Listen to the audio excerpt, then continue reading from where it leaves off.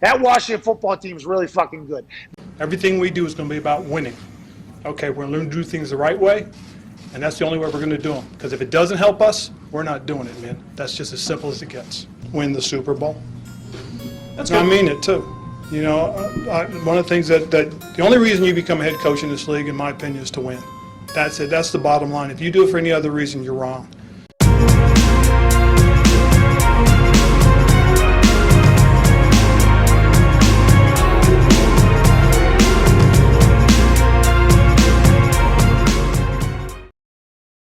Hey, Washington football fans, welcome back.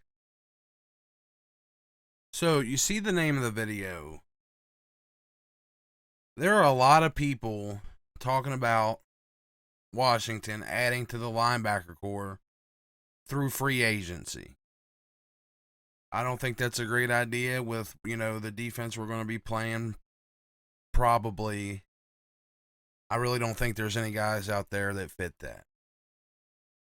And I've even heard some people mention the possibility of us trading for. I've mostly only heard, one guy so far, his name, and he makes this list. I think that's the right idea. I think we should be trying to trade for a guy that we know could do what we need. Now, a lot of people aren't really considering the clues that, came out to the type of defense we're going to be playing. And I started this video before the roster came out. So I started to do it with a base 4-3 in mind. But now that I've seen the final roster, I think it's kind of cemented the fact that we're only going to have 2 linebackers on the field. We all expected a ton of nickel, just like last year. But after seeing them play around with it in camp and, the guys we kept on the final roster, I think we can expect a variation of, the 5-2. And honestly, I think that makes our need for a better linebacker even higher. Now, a lot of these guys that I'm going to have on this list, they got a lot of similar traits, and those are just the traits you need to be a solid linebacker in the modern NFL. And they're traits we need pretty badly. And these kind of guys have been like harder and harder to find recently, and so I think that's why it makes it pretty important that we trade to get one. Think about how many great or even really good linebackers have come out in, recent years that have actually worked out. There's been a lot of highly taken linebackers, but who's worked out? So I think we need to really get one of these guys, and I think the trade is going to be the best way to do it. For sure.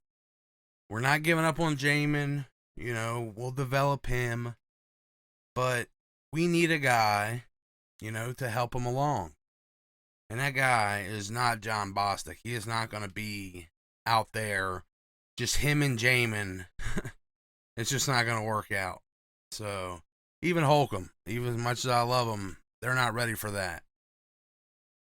So I'm going to go through these guys from easiest to land to hardest. And all of them can make a huge difference. Some short term. And then some of them would be the perfect long-term solution.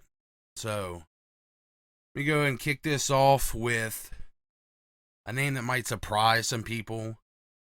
Jordan Hicks from the Cardinals. 6'1", 236 pounds, 6 years experience. He is 29 years old. He showed, great play back when he was in Philly, and he's kind of struggled a little bit in Arizona. I think he could reignite his play here. He's athletic enough to play across the middle. And on the low end, we can expect at least better play than we can from Bostic. Like last season, he offered like a similar baseline production to Bostic, but with Hicks, you can expect, that little bit of extra, those turnovers, those tackles for losses. He makes plays. And unlike Bostic, Hicks has shown in the past that he is capable of elite play. So maybe on our defense, he could reach that again. Bostic has already shown what he can do in his role on this defense. And I just want to try something new.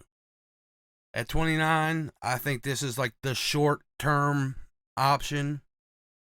But he could definitely help us make it through the year in a little better situation than we would be with our current situation. And as far as what it would take, I don't think the Cardinals are in a position to ask for much. They've already given Hicks permission to seek trades. That's a good sign of them ready to let the guy go. They've got back-to-back first-round linebackers in the recent draft, so for a very low price, we could have a decently impactful upgrade. And like I said, we could probably get this done for nothing. Like a pick swap scenario like with Eric Flowers. And if not, at most, I think a 6th round pick would do the trick. And I think he would help out. Next up, Corey Littleton from the Raiders. 6'3", 228, 5 years experience. He's 27 years old. He's pretty well-rounded. Great coverage linebacker. He's got great playmaking ability. He's going into the second season of a 3-year deal that he signed with the Raiders. It being like a $9 million cap hit and then slightly under 15 next year. I mean, we could restructure that when he got here and, make it a little better for the long term if we decide to keep him. Now, he's coming off of a down first season with the Raiders, so I think they could be willing to part ways with him, actually, for a reasonable price, because he kind of underperformed. Now, he was originally an undrafted free agent for the Rams, and when he was at the Rams, he played like one of the best linebackers in the league in that defense. And I think that he's kind of a guy that plays up to the players around him, and he could very easily return to form here and give us the exact kind of linebacker we're looking for. Now, in the Raiders, he really didn't have a lot to work with in that defense, and it really put him in some tight spots. Here, the whole defense won't be resting on him, so I think it can open him up, make him more comfortable, and let him make more plays. He was actually a guy that I really wanted to grab in free agency because, I was like, we need a coverage linebacker, and that's what he excelled at going into that free agency, and I think it would be great. Now, we can see, I see the need for, a veteran presence on the team, and, but we can get a better one. Like, John Bostic can teach, and he's good with all that, present stuff, but Littleton being 27 and having been on possibly the only defense better than ours in the Rams, and then something a lot different on the Raiders, he could have a lot to teach our young guys. At the same time, he's going to put out near elite production, unlike Bostic. The best leaders lead by example. It's nice to have gritty, intelligent examples, but having an example of elite play would be even better. So, yeah, I'd really like us to consider Corey Littleton.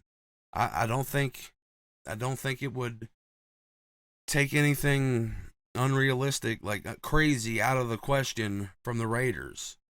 Like possibly a 4th, at worst, something like a 3rd. I'm not sure, but the phone call should be made.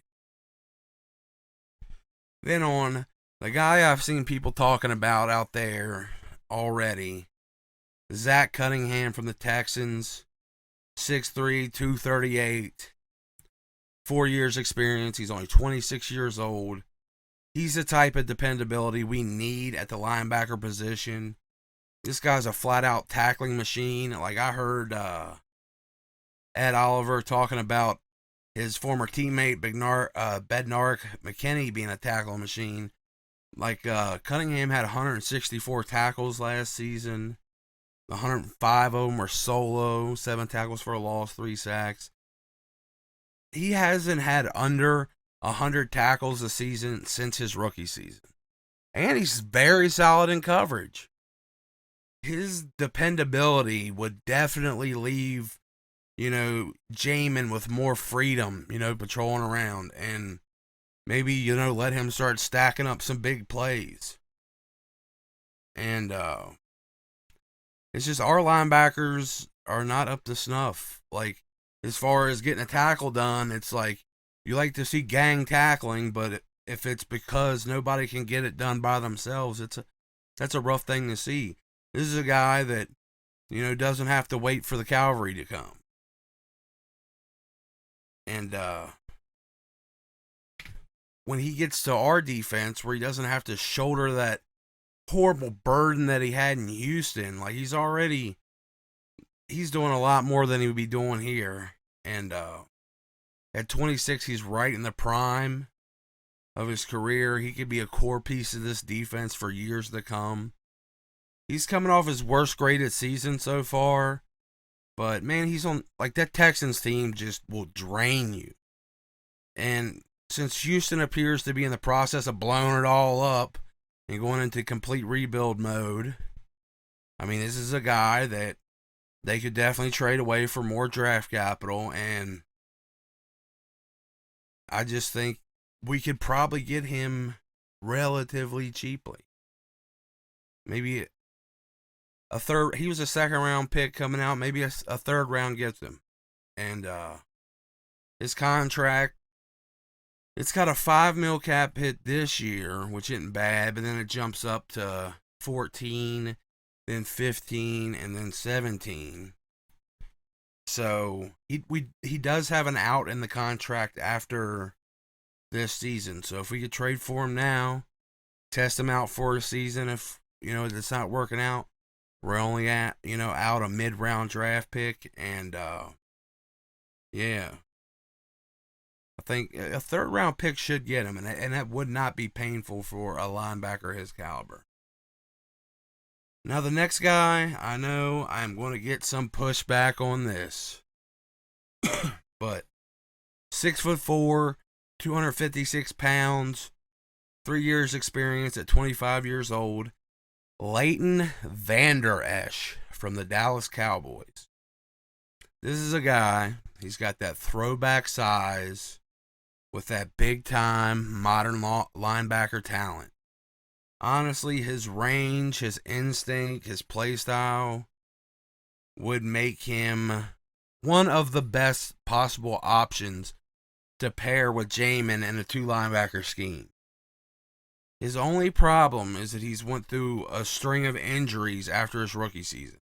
He had neck surgery that, has fixed the previous injury, and then he had a surgery on a broken collarbone last season. I would normally steer away from a guy like this. And I hate the idea of dealing with the devil in Dallas, but injuries are just so common with Cowboys players. I feel like it's got to be something in the water. Like, is it the fields, how they train, the trainers? Something's wrong there, It's like they got the Delta variant of the injury bug in Dallas. But after a brief quarantine, we could really turn it around with him, in our team. We could really bring him here and get everything worked out. Even though he's a former first rounder and a Pro Bowler, we're helped. Our leverage is from the fact that he's coming off of a string of injuries. He's on the last year of his contract, because Dallas already turned down his 5th-year option. Dallas is in cap hell, so they know they won't be re-signing him for much. And they picked up 2 linebackers in the draft that they're ready to move on to. They got Micah Parsons in the 1st round that they're super happy with. And then they got Jabril Cox in the 4th. So they're ready to move on from him. So he's probably for sure available, and it should be a very reasonable price with everything going into it. Now, I'm sure they're going to probably try to hit us with the in-division tax, but it seems like they're willing and ready to part ways.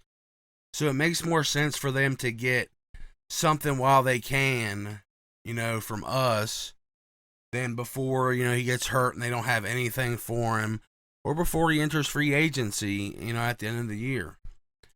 I'm pretty sure we'd get at least this solid season of production out of him. It being a contract year, it just seems to work out that way. For players with even the worst injury history, they always seem to play big when it's a contract on the line. We could tap into that. We would get a player that would really want to stick it to Dallas when we play, and he's got the skills to do it big time. I think Vander Esch is a very special player when he's healthy. I hate it that the Cowboys drafted him. He's got a very similar skill set to Zaven Collins that came out in the draft. You've all heard me talk about him. He had me and Ron drooling. Damn the Cardinals. But Vander Esch is a freak that can do it all. He's a monster in the run. He seemed like the only guy on the whole team that could tackle Antonio Gibson last season. Now, he didn't do it a lot, but every time it got done, it seemed like he was the only one that could do it. Now, he's capable of stacking and shedding offensive linemen, too. I've seen him bully some guards and bully some tackles. He can knife into the backfield, get those tackles for losses or sacks. He is a straight-up tackling machine. He's really, really good in coverage. He's got the ability to read the quarterbacks and the instincts to get to where the ball is going to be, take it away. That's something you always want to look for in a linebacker or a corner or a safety. Those kind of things. Being able to read the quarterback's eyes, but having the instincts not to get, thrown off by it. He's got all the important traits for a modern linebacker, and they're the type of traits we need. Dallas can't be asking much for a player with his injury history that they've clearly moved on from. They didn't pick up his option. They'll take probably whatever we give them. So we could get, a former first rounder for a 4th or a 5th round pick, I believe. Just by, them being so out on him, they'll take whatever they can get, and we could end up with a guy like that. Just a shot at a guy like that is worth a 4th rounder. So we could wait till the end of the year and get him in free agency, but it's going to suck this year. But I think it's worth a shot to see how cheaply we can get him this year, while he's healthy. And, I think if it worked out, he would be a player that would be a perfect fit for this linebacker core going forward. Now I'm on to the long shots. Now, these guys would all be huge upgrades. They could give us an elite duo when Jamin catches up. Any of these guys paired with Jamin Davis would automatically give us an elite linebacker duo. Even with Jamin Davis now, a couple of these guys would still make it elite. So first off, some of you guys are like, there's no way that these can happen, but I think the situation's right that, some of them could for the right price. So, Roquan Smith from the Bears. He finally had a breakout season last year. That's what makes this a long shot. He was underwhelming in his first 2 seasons, and then he finally broke out. He's heading into the 4th year of his rookie deal. He's only a $900,000 cap hit. Jumps up to $9 million on his 5th-year option. That's nothing. Like I said, former first rounder, just starting to scratch the surface of his potential. And he flashed big last season. Now, like, landing a young linebacker like him would be a huge boost to our defense. And not that it matters, but it would also boost our the number of first rounders on our defense to 7. We'd have 7 first rounders. Same thing with Vander, Esch up above. But yeah, we'd have 7 first round players on our defense, which is pretty wild. Now, his play's the real important thing. Like I said, he's just now scratching the surface. He's speedy. He's solid all around. He's very comfortable in coverage. Like, this guy gets in the backfield, makes plays. Like, these guys, all the guys I look for have very similar traits. Kind of traits you want with these guys that are going to be playing in a nickel or, you know, any 2 linebacker set. You want a guy that can be all over the field at once, basically. And Roquan definitely fits that. And it's just now starting to come together, so we could definitely tap into that and then refine it with our coaching staff. Now, why would they want to give this guy up? Well,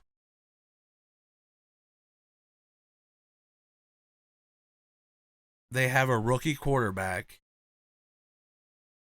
a coach in the hot seat, and an abysmal offensive line. It is horrible. They counted their chickens before they hatched. They sent Charles Leno along. He came to us because they drafted Tevin Jenkins in the 2nd round. Well, Tevin Jenkins, for as awesome as he looked, I love the guy, but he's going to have back surgery, or he did have back surgery. He can't play. And when you got a rookie quarterback, even as talented a runner as Justin Fields, like, the sacks are already showing up. Like, you want to do something to help that offensive line. If we packaged an offensive line player with a pick, we could send them back one of their guys, like Leno, or even Lucas, a solid, dependable tackle, familiar with their system, as a good short-term fix that could bump down the draft pick that we would need to send. So, instead of, having to be a first-round pick, maybe, their pure desperation, we could send Charles Leno back and a 3rd rounder to get this very talented linebacker, or Lucas. Either one could be perfect, especially since we have whichever one we send, the other one, like if we send Leno back, then Lucas goes back to the spot he earned, in my opinion, last season. And then Sadiq Charles has proved that he's a solid swing tackle, and in my opinion, the future right tackle of this team anyway. It could all work out great. It helps them out so they don't ruin Justin Fields by letting him just get demolished all year. Because there's only so much punishment Andy Dalton's going to take before he says no mas, and they got to put Justin in full time.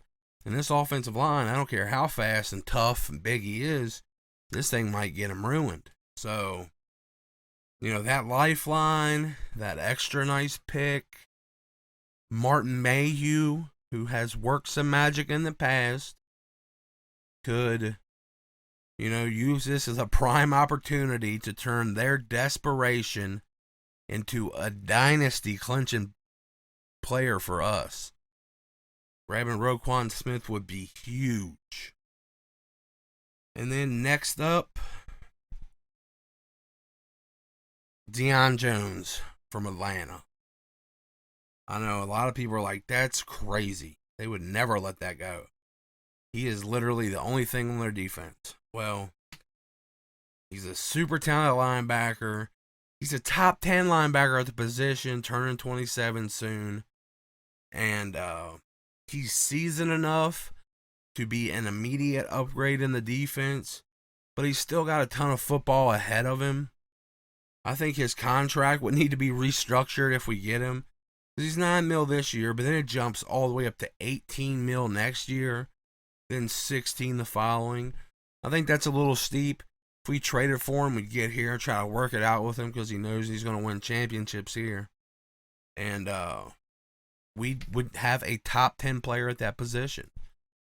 And at just about the right age, you know, that best skill athleticism window, you know, he's in the, you know, best area for it. And there's an out in his contract next season if we're worried about jumping up to that 18. But I think we'd definitely be looking to keep him for a while. We just got to restructure so we can keep our own guys. I think, you know, we all kind of learned from the Saints this season that salary cap's all make-believe anyway. You know, we just need to make sure we have enough money on the books at the time of signing to cover the initial payments. And then everything else can just be sauced. You know, you just mess that all around. You know, it doesn't mean anything. Like, salary cap's pointless as long as you got the initial money to cover that initial cap space. So, this would be another long shot with how important he is to the team and how anemic their defense already is. I mean, it's one of the worst in the league, but they got this high-quality piece sitting right in the middle of it. And this is a situation, though, where we could package a few of our quality depth pieces to get it done. You know, at first I would think, let's get it done with picks. Like, that's the way you want to do it. You don't want to lose any of your players. But they got to be edging pretty close to a rebuild over there. I mean, you might want to consider them in win now, but for the sake of, like, trying to be creative here, not just saying, give them blank amount of picks or give them this. I thought a crazy package to send them would be Matt Ioannidis, David Bada, James Smith-Williams, and then you also got to send them John Bostic just to get him off our team. But Ioannidis, Bostic, and James Smith-Williams. And, you know, this would be a mutually beneficial trade. I know four players sounds insane to Washington football fans. Like, hell, it probably sounds even crazier to Falcon fans. Talking about trading these bums for their top 10 linebacker. And I know nobody wants to let Ioannidis or maybe even Bada go. But if we get a top 10 linebacker out of it to complete our defense, it will be a great move for us. You know, we've got some promising D linemen, you know, hopefully on their way to the practice squad right now that we let go, that we could bring back to replace Bada and James Smith-Williams. These guys are just high quality depth, you know, / developmental for us. So in the end, we're basically just losing our situational pass rushing defensive tackle. But that might not be as big a loss, you know, if we're going to run a considerable amount of like this 5-2. Like, you can put a lot of other pieces in there and get a similar result. So if in return for, you know, trading him out, we get a top 10 rangy linebacker on the team, it would greatly improve both our defenses. You know, Ioannidis and Bada give them a nasty, interchangeable up-front presence in their front three because they run a 3-4. While James Smith-Williams is athletic enough that he might be better suited at 3-4 outside linebacker anyway. And then Bostic, if nothing else, does the same thing for him that he does for us and just gives them a competent guy to tell everybody where to line up. You know,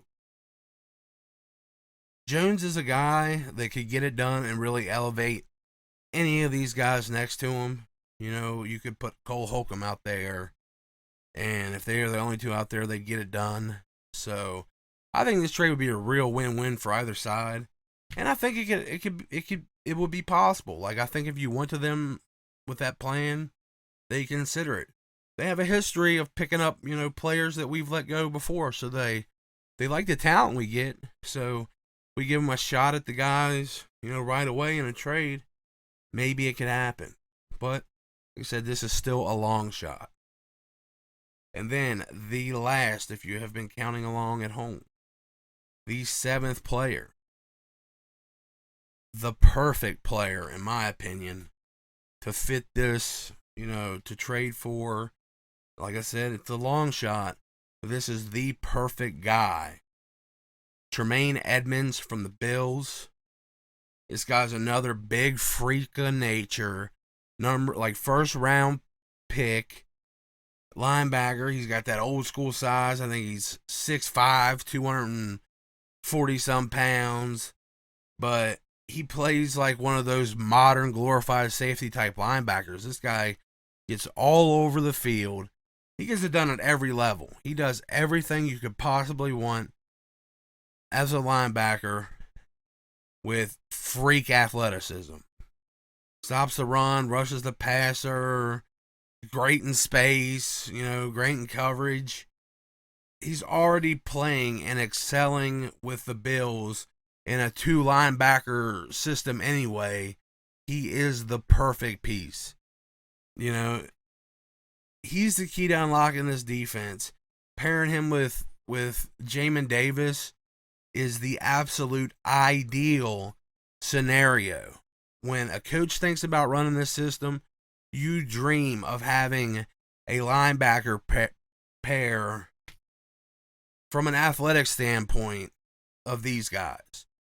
Sure, with him, you lose veteran leadership aspect, but that's not going to be as important as having a duo like this. He's going into his 3rd season at only 23 years old. And he's already got 2 Pro Bowls under his belt. On top of all of that, he's a local guy. You know how I love my homers. Born and raised in Virginia. Played at Virginia Tech. And I know those Pro Bowls are just popularity contests, but it still shows that he's had enough flashy plays that a lot of people have taken notice. And even with all that, you know, he hasn't graded the best, you know, from a PFF standpoint. So some people actually consider this guy a bust, which is crazy, but that works in our favor slightly. I think in a defense like ours, with the progress he's already made, he can really unlock his full potential. The Bills have already picked up his 5th-year option, so trading for him now would give us 2 years with him $4 million cap this year, $12 million cap next year. And I think being on the home team, you know, where he grew up at, could, you know, help us get a team-friendly deal. You know, that hometown rate. Maybe it does. Also, I think Ron and Jack could help boost his development even more. He's already, as a young player, made, you know, he had a lot of big problems coming out with, you know, his skills, and he's working them out. You know, a lot of that stuff, he's cleaned it up. But I think Ron can really maximize it. This defense can maximize it. You know, he'll be playing this same role he's playing in Buffalo, but with a far higher caliber of players around him. So landing him right now might be the biggest long shot of all, but the idea should be explored just for the sheer potential. You know, there could be a slight glimmer of hope. You know, having given Josh Allen the big bag, already paying Stephon Diggs, Tre'Davious White, their left tackle, their center got paid. Tremaine's running mate, Matt Milano, just got paid. Things might be a little tight up there. And I know they're definitely in win now mode. And they do seem confident in him because he has gotten, you know, a couple hit pieces written on him by like PFF and stuff. You know, maybe the lackluster grading, you know, the possible big upcoming extension, maybe that could all open the door for trade discussions. And I know the price could be high, but man, I don't know if I would go first round for him. He's got just enough questions that we could bring the price down. Anything under that, though, I would pay it gladly. You know, Martin Mayhew, like I have mentioned, has done some magical things in the past. And there is a tiny bit of leverage that I mentioned. So, I'm not sure what the cost would be. Would a second and a fourth get it done? A second and a third? I think I would consider 2 seconds, you know, to land a player with this proven, like he's got a pretty proven floor. Like you're not getting any less than a guy that can fly around and make plays. Sure, he might, you know, bite on something dumb, but his overall athletic ability lets him make up for a lot of things.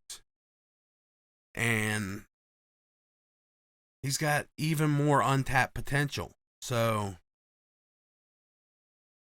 I don't know if this would require a first rounder. If it required a first rounder, I would be out. But 2 second rounders is not out of the question for me, I don't think. If it took 2 second rounders, I would definitely consider that. And, yeah. A guy this young that already has 3 years experience in the league with this much room to develop. A guy that would be the perfect running mate for Jamin Davis to hold the middle of this defense down from sideline to sideline for the next 8 to 10 years. This is the perfect guy for our linebacker situation. And I would definitely be making a call to see what it was going to take. So there it is, guys. Let me know what you guys think down below. Which one of these players would you like to have? Are they all just completely out of the question? We never get them. It could never happen. Do you just not want any of them? Like, are some of them just trash? You'd never want them on the team because they're a Cowboy or they're injured or, you know, or a former Eagle. Like, is there any reasons, you know, you don't like these guys? Who do you think would be the perfect fit for the team? Let me know down below. And, please like, comment, and subscribe if you watch this video. I love you guys. Peace.